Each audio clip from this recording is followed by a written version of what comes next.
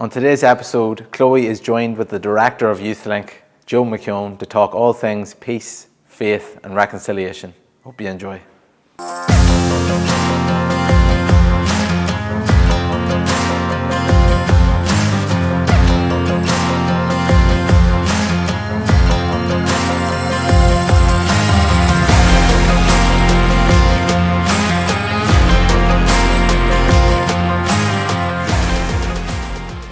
Hi everyone, my name's Chloe Marks. Welcome back to our Redjuvenate podcast, and today our guest is Joe McKeown.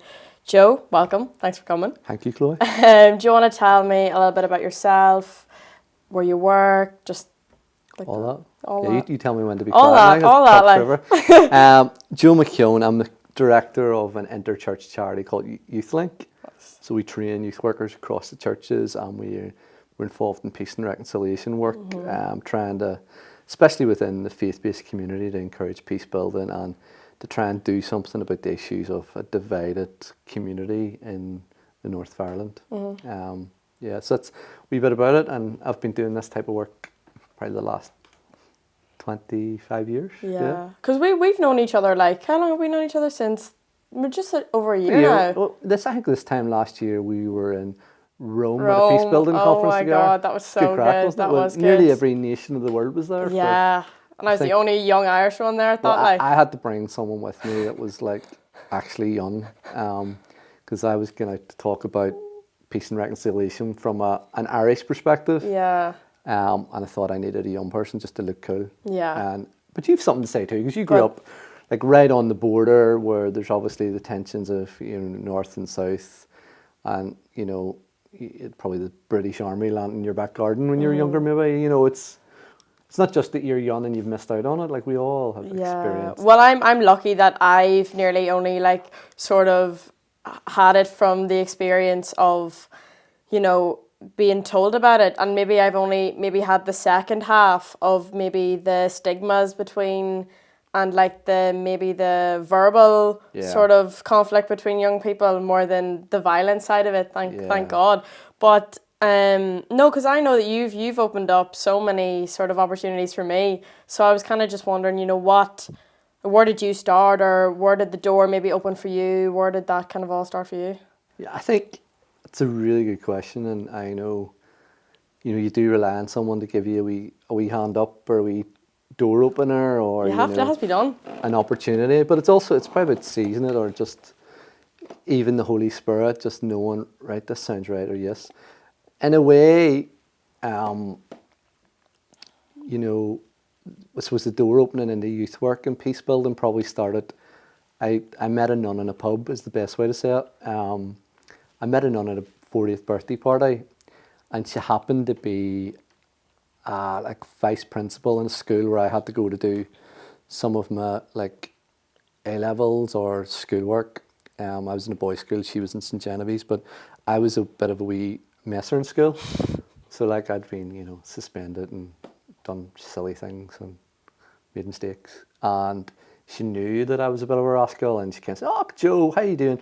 Would you be a youth leader for us? Like, we need youth leaders." And I was like, "Oh, no, I don't do that stuff." And I didn't do that stuff. And she was like, "Oh, no, it'd be great. We're doing like youth work and cross community." And I'm like, "No, honestly, Sister Anne, I don't do this stuff." And she says, "There's two lovely blonde twins that help." And I'm like, "Okay, when do you want me to sign up?"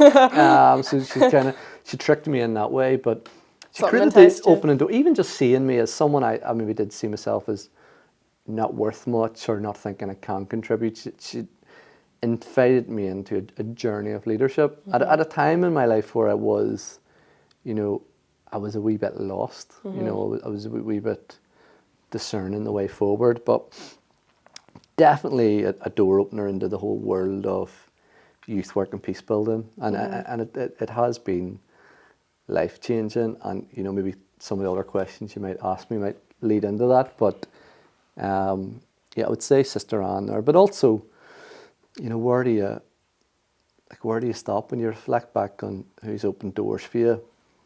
It's a lifetime worth of opening doors. It is. Like, think about,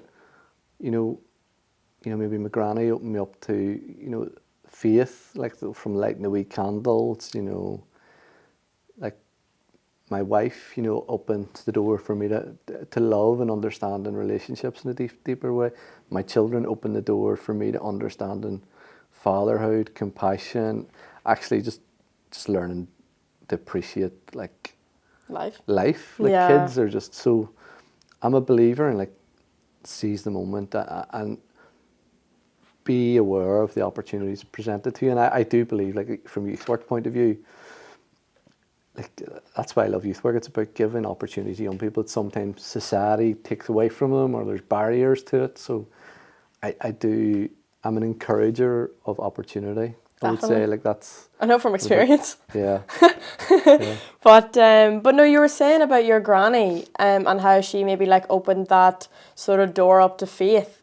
And from your experience and maybe from your perspective, why do you think faith is, you know, valuable and important as, you know, as a Christian and as a person, and what does it kind of bring into your life? Because I know as, you know, a young person now, it's not really as relevant and it's not really as maybe popular in the wider society. So what do you think maybe of that, or why is it important, and why is it important to peace? Because that's really what our society is facing at the minute. Yeah, I think that's a massive question. Like I talked like about 10 hours on it. Like, Yeah. but It's a big question. But like the peace bit at the end is, I'll come to, like, but I think that highlights how do we make it relevant for young people. But for Yeah. me, faith, like, I don't want to like be flippant or trivial and say it saved my life, but I think it did like really save my life. And, like through youth movements, like, you know, Search and adult youth movement, like Curcio, where it's introduces young people to God. Like that definitely changed my life. But like faith, it's not just like something you do for an hour on a Sunday. I think it's a worldview. It's a way of seeing the world.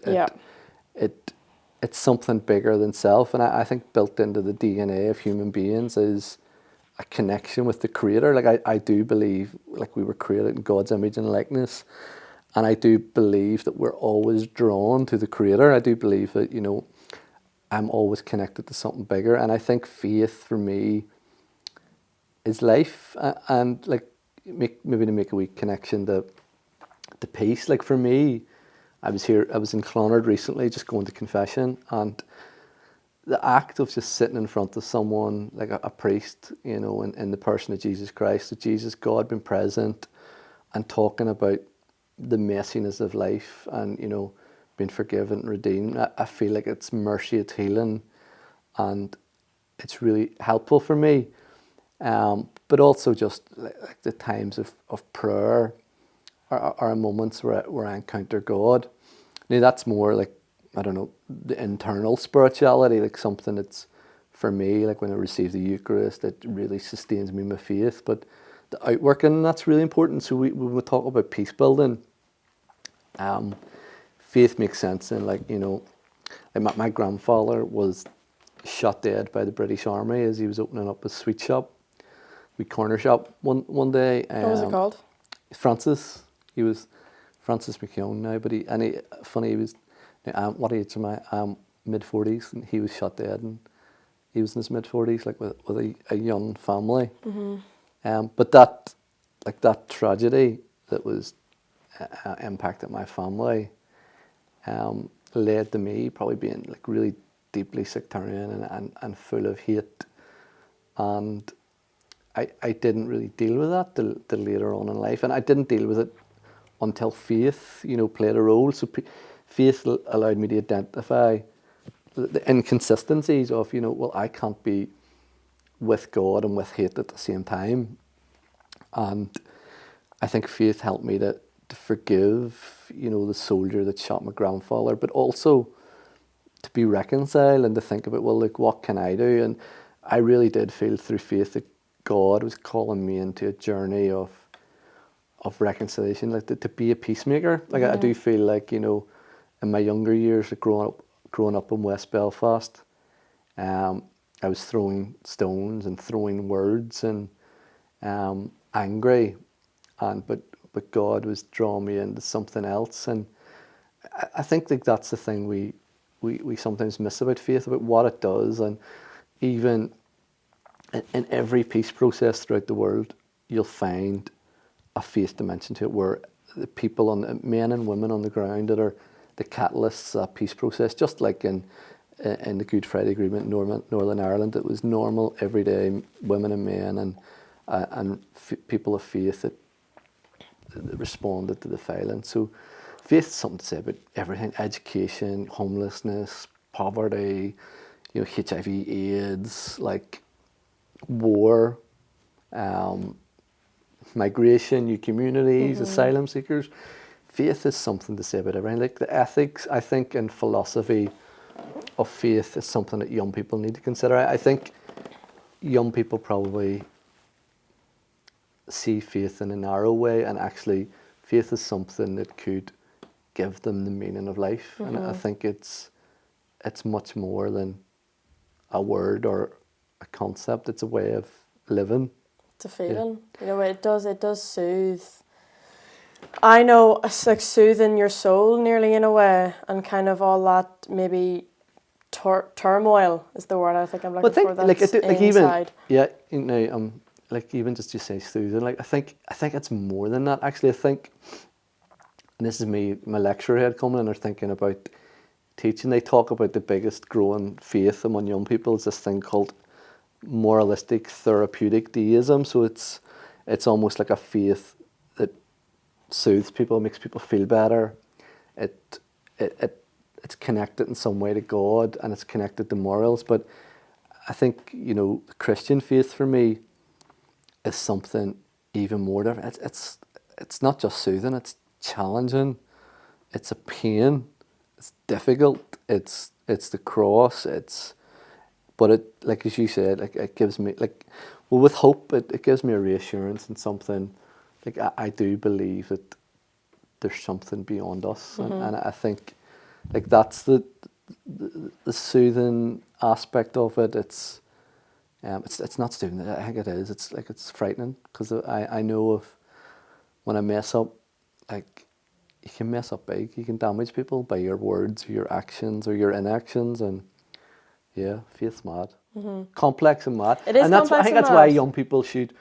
It's such a challenge. I think that's what young people But should be invited into. How do you we can sit here and we can talk about faith, but how do you implement that? How do you nearly, I'm going to say the word convince, because that's how I feel like, even though I'm doing, the Shut Island Youth Forum, how do I convince, because I'm a minority, me and my faith are a minority there, and there's a lot of people with a lot of strong views against it, and they're not willing to be open to it, so how do we I think, like, show them or let them experience that? I'm not sure who it was. I think it might have been that Pope John Paul II, Pope John Paul II, who said about the young people need witnesses, not teachers. And I think young people will lead back, or if they see someone doing it.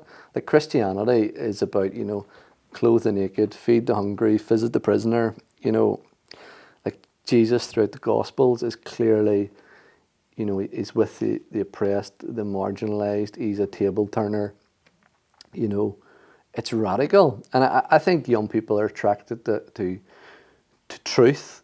Like, but we're in a world of confusion, or a world where there's so many truths, and I think young people are convinced by action. So, like last night, I was with St. Vincent de Paul, who I volunteer with. So when I go out and visit people who have no food, no oil, and I'm, as part of a community, I'm giving money on behalf of people that have donated and saying, here's oil, here's food.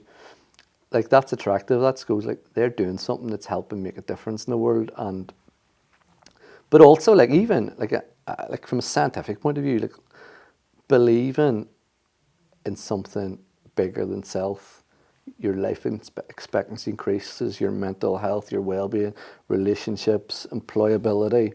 Like, so there's evidence that suggests having this a practice is a positive of faith does something different to you. for So, you. like, not even thinking about it from a godly or an evangelical point of view, it's a good thing, and maybe it is a leap of faith. Like, I mean, and all the apostles, the disciples, were young people, and they changed the world. Like Margaret Mead talks about, a group of people can change the world, and it's young people that do. But while Christianity maybe in the Western world is dwindling, it's something very radical to say in these times, and it's worth listening to. Yeah, no, I definitely Took a wee bit think of a so. detour there, but yeah, I think We it's did, interesting. but I think it was going on a good flow. Yeah. I was really interested. You know, Good when you were going, yeah, going yeah. there, I was like, tell me more. Lovely, yeah. But no, maybe kind of another topic that I really want to talk to you about, because it's something that we both, I think, back and forth message each other with, is all to do with peace and reconciliation here and the Good Friday Agreement. And because obviously it's 25 years of the Good Friday Agreement, I think I'd kind of want to touch on, what do you think the biggest sort of change you've seen since the Good Friday Agreement, and then what do you think sort of maybe you'd want to see now from 25 years to the next 25 years? What's kind of your timeline there? I think for me, like even just thinking of my mobile phone, like so for me, you know, I've got people in my phone contact list that I would never have had. You know, I have friends across communities, across religions. Like, I've went to areas I've never would have went to before. I've dealt with some of my junk from the past. Like, I mean, even like my grandfather had mentioned was shot dead by the British Army. Like I had a former British soldier that used to serve here, sitting with my family, like going through the coroner's report and going through the medical records of what happened to my granda, and just talking to my family about all the military terms and explained to us, and like my grandfather was murdered and it was intentional, and he was sitting around the table with my dad and my uncles who've all been hurt by this process, but I had built a friendship with Andrew, the British soldier guy who is involved in peace building still. But that wouldn't happen if the Good Friday Agreement didn't create the opportunities for it to happen. And, you know, with a great mate, Stevie Poynton in the States, and me and him done great work together, just travelling around doing the whole Catholic Protestant thing, talking and building reconciliation. His dad's a police officer, and my story growing up in West Belfast, and you know, like losing my grandfather and just the impact of all that. Like them relationships wouldn't have established. And even now in youth work and working for YouthLink, where I've been a young person, I've been a youth worker, I've lectured on our degree, and now I'm leading the organisation. So the Good Friday Agreement has helped to forge me into being a leader and a peacemaker, and to try and reconcile some of the hurt and pain. And I do think, you know, we reach moments now where we've got political instability, you know, there's tensions with Brexit, the protocol, and Britishness and Irishness, and like, is there going to be United Ireland? Is it a shared island? Like, what does the future hold? And I think we've moved significantly forward. We've, you know, the pain and hurt like may not go away, but we've stopped killing each other in the same way. We've stopped blowing each other up.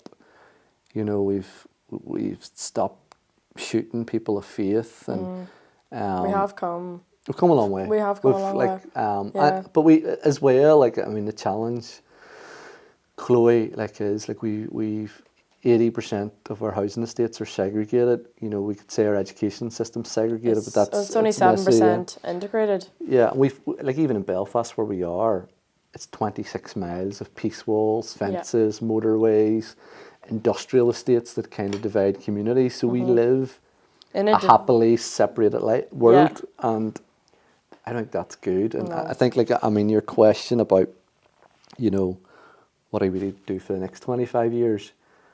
I think we need a generation of peace builders like you and like others to help us to move on. But I like sometimes I hear from young people, oh, we don't need to, why are we still talking about the past? We need to move on. But like them same young people are still singing Republican songs or loyalist songs. They're living separate lives. They might sit together in university, or they might in the workplace, they might chat occasionally together. They might party at the weekends together, but the reality of division is still there. Yeah. And like, we think about situations like Gaza and Palestine, Israel at the moment, like, we don't deal with some of our brokenness and the messiness of our history. Like David Irvine, the great PUP leader, he talked about, you know, if we don't acknowledge the past and remember the past, we're doomed to kind of, you know, repeat it. And I think we have to bear that in mind. But I think the next 25 years we need leaders. We need people to stand up and make a difference and be the change they want to see in the world. Like, you know, be positive, be hopeful, and even to live change. Like it may mean it'll cost you. Someone might fall out. I'm trying to drop my phone again. Wouldn't say who's going to phone me. But funny, I did actually. Now I don't even know if I have time for this, but I was talking about sitting around the table with my British Army friend, who became a chaplain in the British Army, and he became a minister in the church. But he wrote this poem, like actually, I just think tying into peace and faith, what we're talking about. He wrote this prayer actually after he was a chaplain in Afghanistan, and a British soldier was shot dead, and he was like praying over the guy, and then all these people were sending messages and going, "Oh no, we're praying for you," and it really unsettled him. Going, "Well, why? What do you mean you're praying for me?" And he wrote this prayer. Can you read it? It's a wee prayer. I think it's poignant in the terms of our conflict, but also what's going on in Palestine and Israel, and how we see conflict, how we see peace. Yeah. It's called Please Do Not Pray For Me by Andrew Rodin. I have to get the copyright in. Please do not pray for me. Pray for the people who want to kill me, for the people who've put a bounty on my head, the people who want to see me and my colleagues dead. Please don't pray for me. Pray for the people who see me as the invader, for the people who want to get revenge, for the people who want to avenge the honour of their tribe. Please don't pray for me. Pray for the people who are driven by fear, fueled by poverty, energized by anger and grief, motivated by rejection. Please don't pray for me.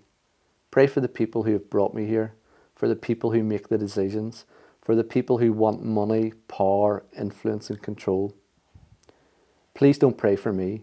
Pray for the people who live here, for the people the people whose lives have been disrupted by violence, for the voiceless and oppressed, for the people who are caught in the crossfire.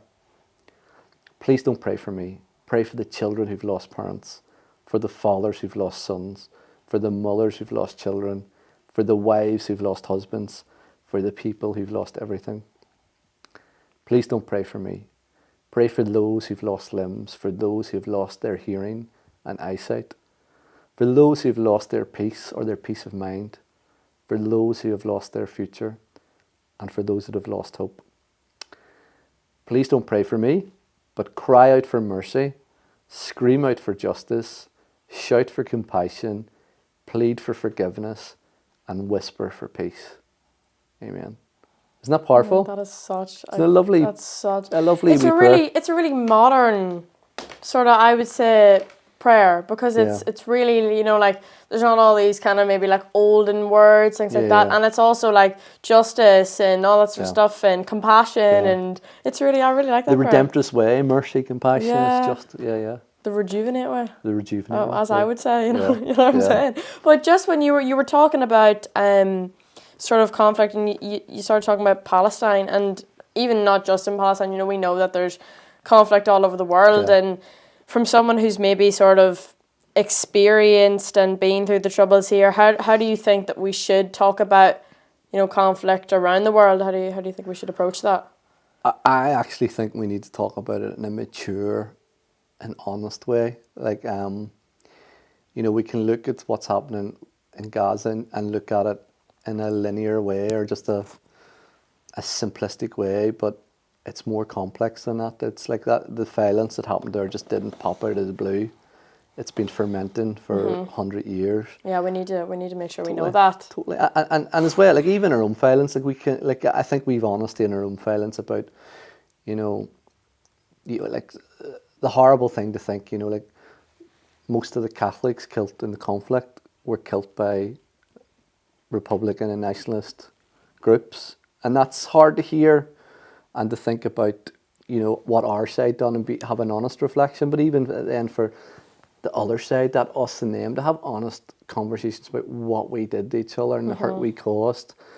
and where it's came from. And it's difficult to do that because it might be holding up your hands and going, we done some bad things, you know. Even just recently in the news, South Armagh, I read the story 40 years ago, a wee church in Darkley, like gunmen went in, like Republican gunmen went in and shot 3 people dead singing hymns. That's horrific. Like, they're people associated with my community. Yeah. And equally, just up the road here in Ballymurphy, you know, priests killed in the Ballymurphy massacre, and you know, it's horrific. The conflict is messy and horrific, and I don't think it's easy to cry out for when we see injustice, but we need to kind of analyse it more and critically think about it, and think even in that prayer I talked about the people making money, like who the weapon companies that are making an absolute mint out of conflict, the leaders in government that are making decisions that change lives. We've to be honest about the messiness of conflict, and I think what we can learn from here that it's applicable to the rest of the world is I think talking's important. Like sitting around a table, and even it may be uncomfortable, like my family sitting with a former British soldier. It's uncomfortable, but in conversing, you get to know someone. Like Jesus meeting the Samaritan woman at the well. Different Jews didn't meet Samaritans. They didn't like them. They didn't get on with them. You were told not to meet them. And Jesus sat with the Samaritan woman and talked. And it upset people around them. But it changed her life. It changed his life. You know, it changed people around him. And I think that's what the world can learn from us. It does change things. But we've a broken peace. And we've got this benign apartheid, this separateness that we're kind of happy to live in. We've got this, tense peace, Alan, but we're still not killing each other, and that's a good thing. That's a good thing. So I think the world can learn that, and I think we just continually reflect. But it starts, like I think Mother Teresa talked about, it starts with me. Yeah. And I think, we go to our own family. Who are we not forgiving in our own family? What's our friendship groups? Who do we need to say sorry to? Like, so conflict at the lowest level is we need to get our own house in order until we sort the world out. And that can be a bit challenging, like the fact that I might have to say sorry to my brother before I say, Israel and Palestine, sort it out, get it together, you need to do this.